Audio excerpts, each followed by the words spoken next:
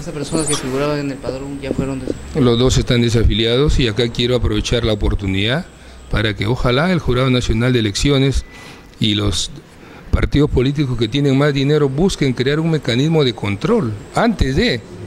Después de son todos los controles, pero antes de es muy difícil. Para el líder del Movimiento Regional para el Desarrollo con Seguridad y Honradez, Elidio Espinosa, su posicionamiento en el electorado ha provocado entre sus contrincantes políticos un conjunto de críticas en su contra, a raíz de las denuncias que lo vinculan presuntamente con elementos del AMPA. Al ser consultado por las constantes críticas, solamente les recomienda que se dediquen a trabajar en sus campañas.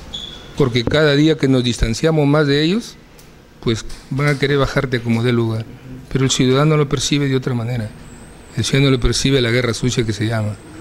Nosotros trabajamos de la mejor manera, pero si no les gusta, que trabajen como deben hacerlo. Espinosa agregó que pese a las críticas sobre su gestión como coronel de la policía, dadas recientemente, enfatizó que en su hoja de vida ha sido reconocida por su labor por diferentes municipios de la provincia. Además, anunció que en su momento tomará acciones legales contra Orlando Villanueva, quien dio a conocer de sus supuestos vínculos con la tristemente célebre Tía Pila.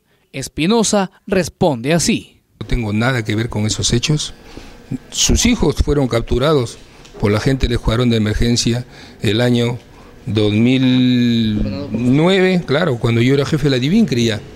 2010, cuando era jefe de la Divincri. Yo creo que en su momento nuestros abogados de la ONG de lucha contra la corrupción que nos defienden, de Luis Miguel Llanos desde Lima, ellos determinarán lo conveniente, nosotros seguimos trabajando. También minimizó los cuestionamientos de la alcaldesa de Trujillo, Gloria Montenegro, y adujo que logró la desarticulación de 50 bandas delincuenciales y la eliminación de sus cabecillas, lo que le trajo posteriormente procesos penales ante la justicia.